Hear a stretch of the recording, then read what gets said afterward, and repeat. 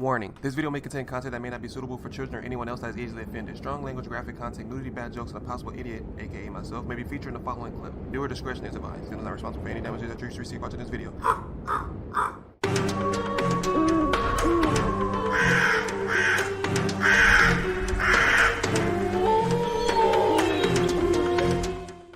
What's up, y'all? It's Zems. Today we're going to be reacting to Corpse Husband. It's a long title, so it's 3 of the most popular true scary stories found on Reddit. Best Let's Not Meet horror stories. So if you guys haven't already, be sure you swoop down to the description box and go hit that link to go follow him and watch this video in its entirety without me pausing and stopping throughout the whole video. This is a new channel to me as well as recommended to me, so we're going to check it out. Stop by and go check out the last reaction video, man. It was hilarious. It's called Taking It Off by It's Real 85. It's a GTA 5 skit, so make sure you guys go stop by and go check it out. But for now, so if you guys have any stories to submit, make sure you guys use this email address right here at the bottom of the screen. The reason why I didn't play from the beginning because it has some kind of music and I wasn't sure if it was copyright or not, but you want to use real stories. So if you guys have real stories that you would like to submit, that's the email address you should use. So please don't send anything, otherwise it really just wastes my time. Like he said, it'll waste his time. PewDiePie's video I was in recently or any of the streams I've been in, welcome, and I'm really happy to have you here.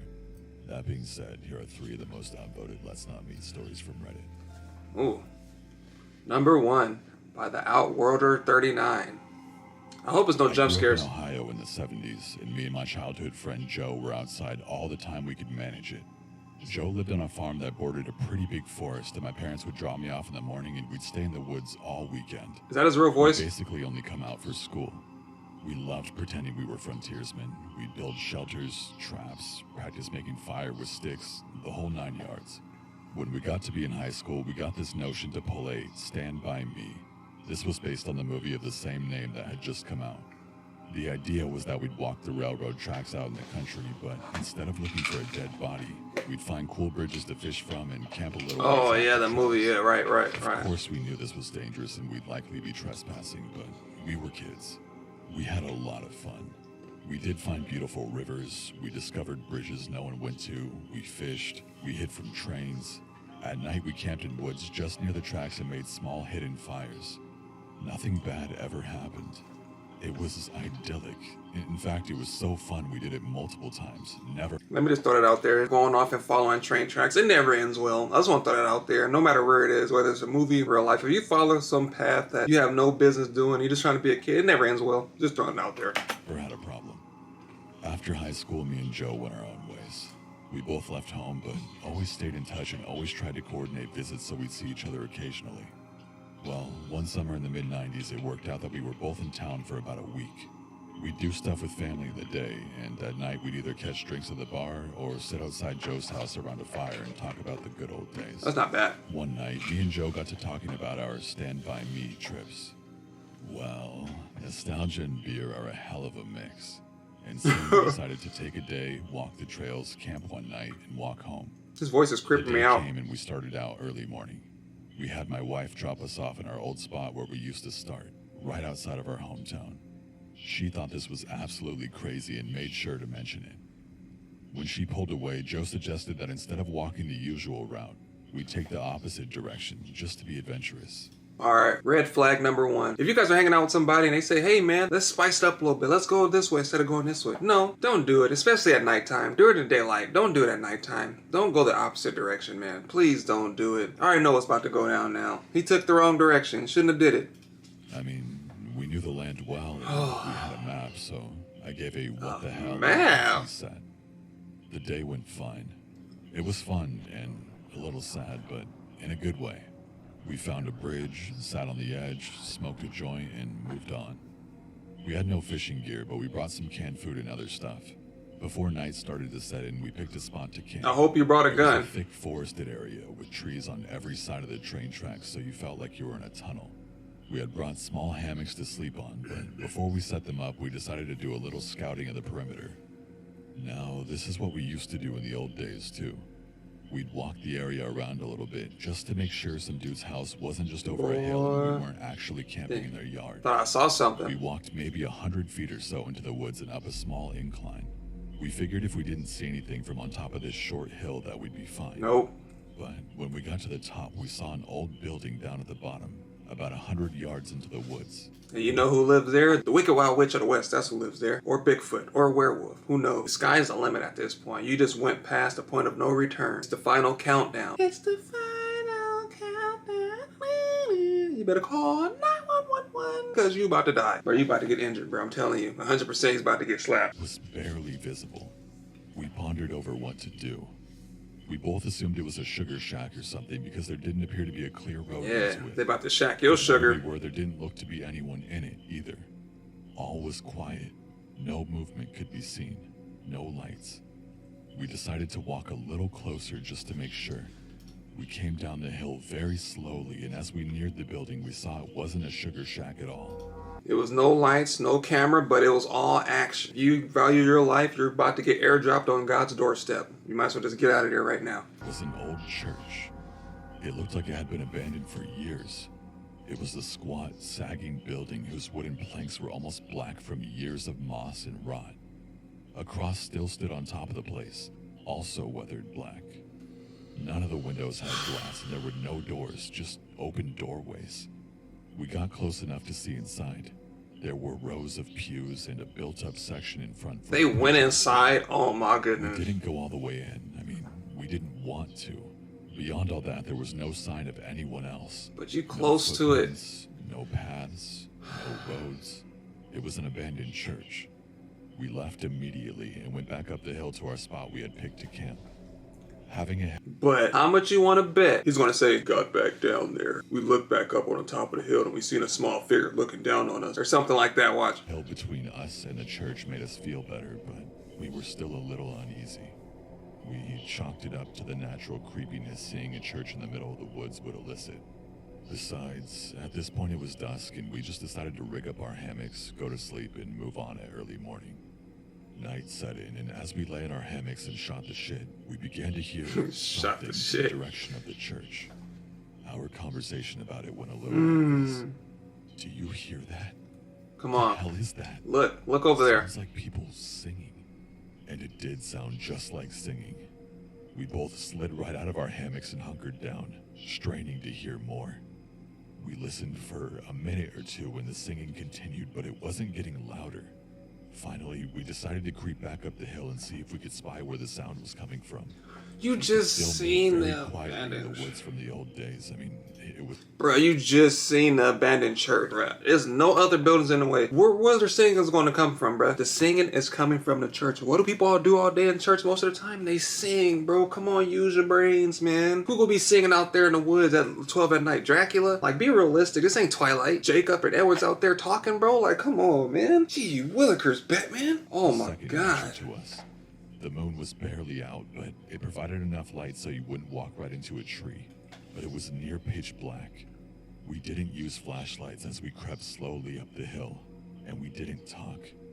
When we got to the top, we saw light in the distance. It was coming from the church, and the singing was coming from inside. Joe and I put our heads close together and had a hushed conversation that boiled down to, I'm getting scared. Believe this shit?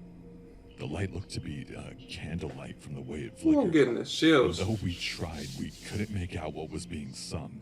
It sounded like church music, but in another language. It was na na na na, hey hey hey, goodbye, 'cause you're about to die.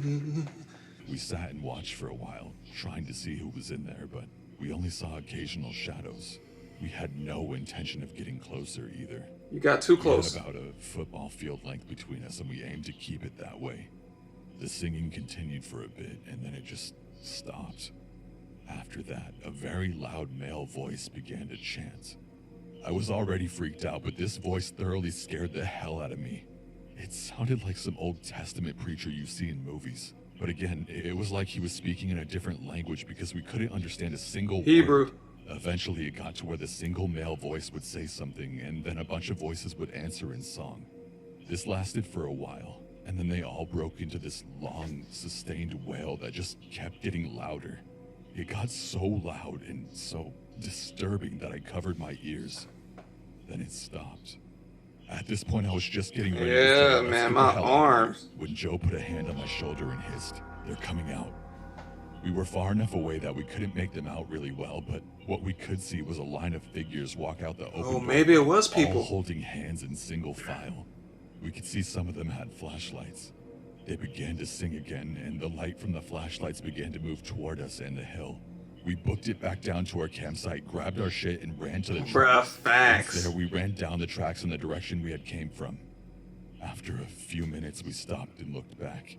We saw lights coming down the hill. You never look back. That's how you fall, man. You turn around, you look that way, you turn around, you either fall off a cliff, you fall over something, you hit your head, something bad. Don't ever turn back around, man. Don't look to see if they still chasing you. They are still chasing you in your head. Just keep running, man. Y'all sat there and watched the whole sermon, now you about to die. You should have just left when you had the chance. You should have went down back at the bottom of your tent, whatever, grabbed your stuff and hightailed it out of there. But no, you want to sit there and watch them sing AC/DC, Back in Black and all this, bro. Like, come on, man. It's a whole cult now. They about to sacrifice some buns. They were moving erratically, like whoever was holding them was shaking them.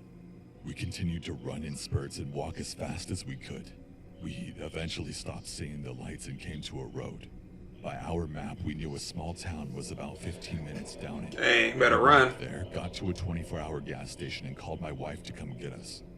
My wife and other friends all just thought it was some kids messing around, but I heard those voices, and they sure as hell didn't sound like kids to me.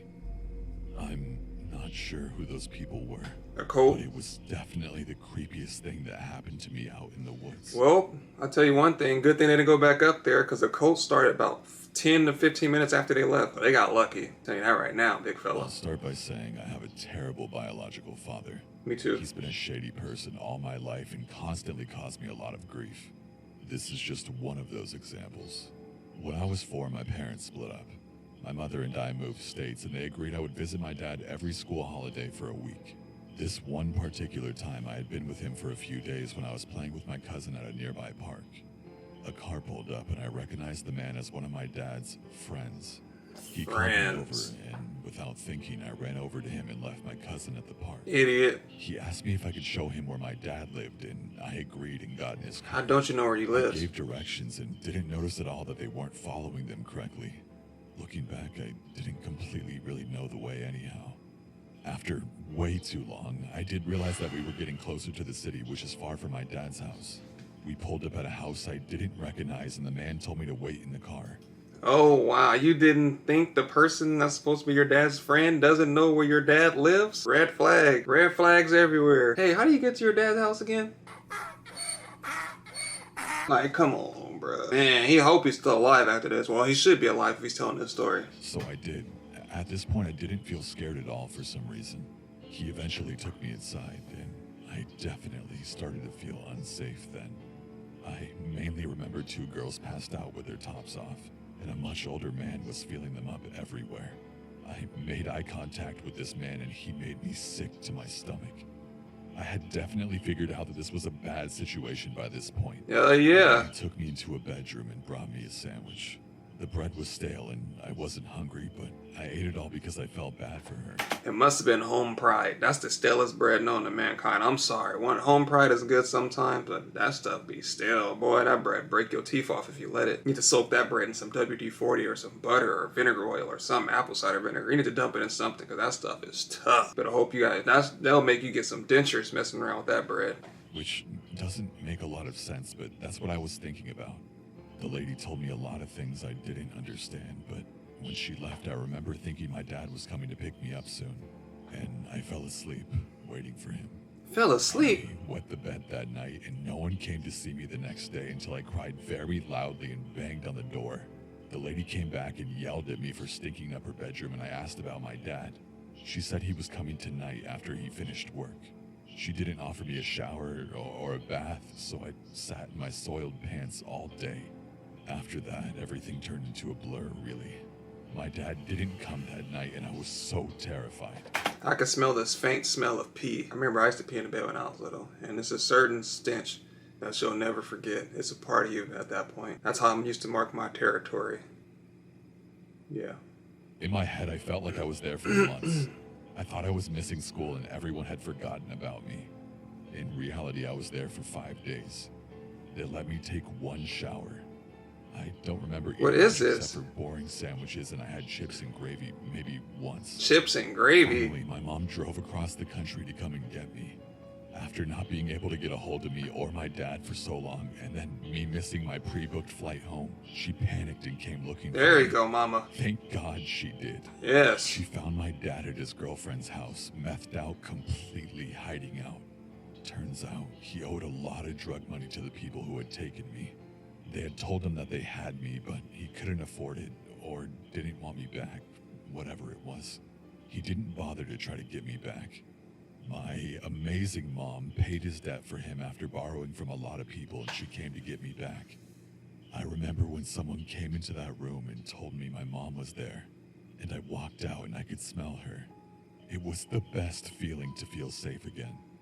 She took me home, and I didn't see my dad again for a long time.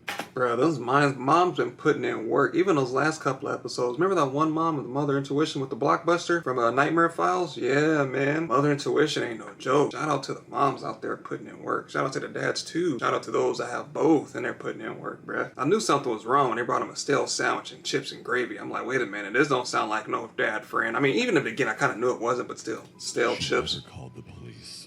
My parents' relationship was very complicated then, and I fully understand the choices she made. Anyways, I'm definitely okay now. I've spoken about this in therapy, and I've come to terms with most of the things that I went through as a child. See? But still, a very messed up situation for a 4-year-old girl to have to be in.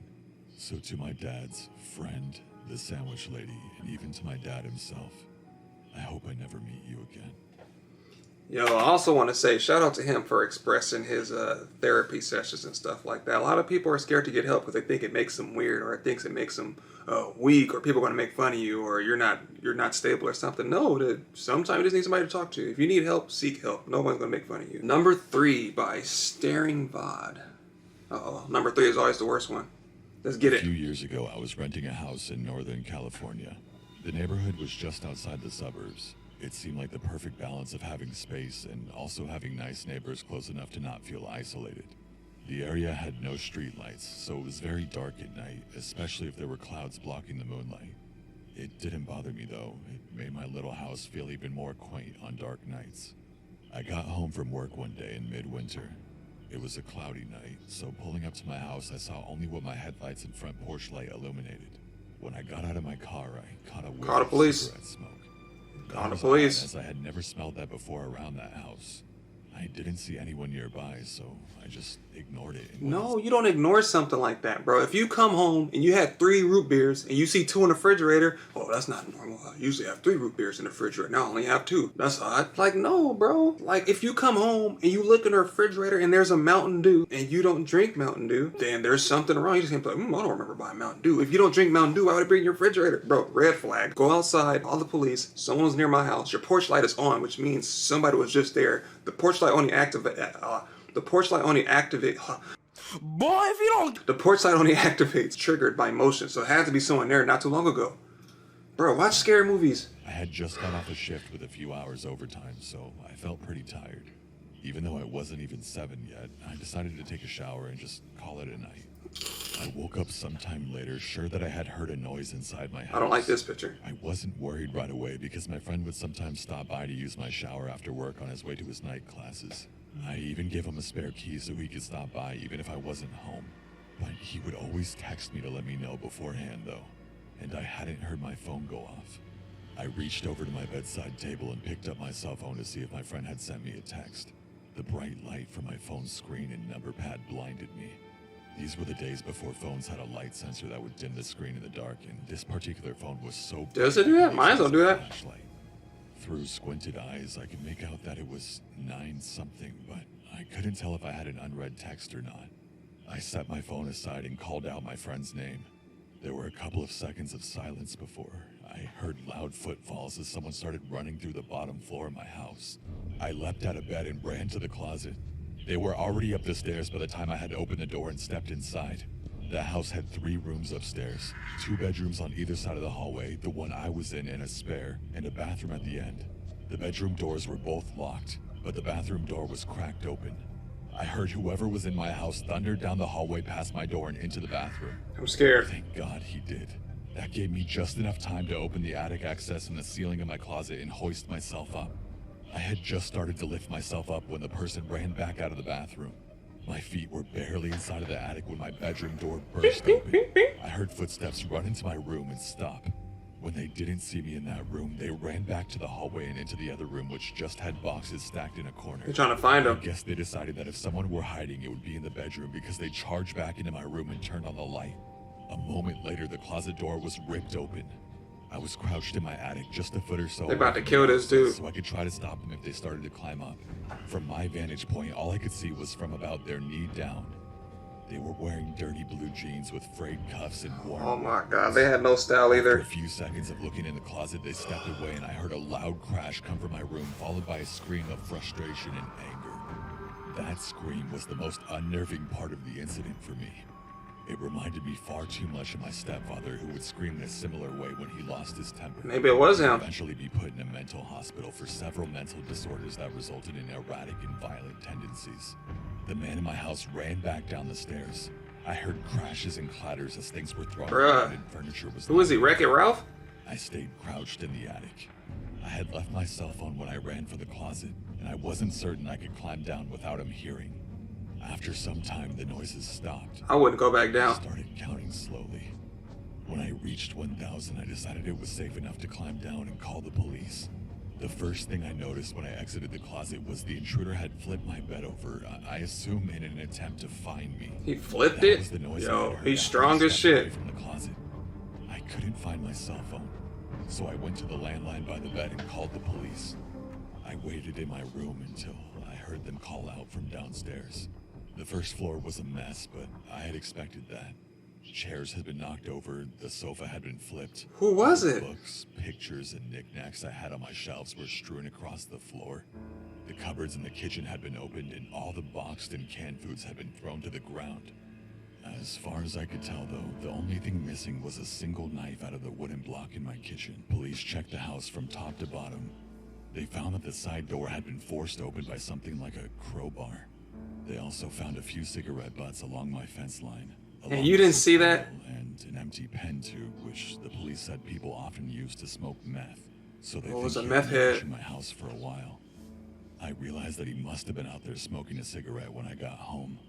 They collected up the evidence and told me I should stay with family or friends that night and get that door fixed as soon as possible. I opted to just not sleep. I moved a shelf over to block the broken door and spent the next couple hours cleaning things up. You gotta use a I shotgun. can go to the window with a flashlight and shine it along the fence line where the police found the cigarette butts and foil, but I didn't see anything. The next day, I called to have the door fixed and motion lights installed at the back and side. There of the we go. house. I ran a phone cable up into the attic and added a landline.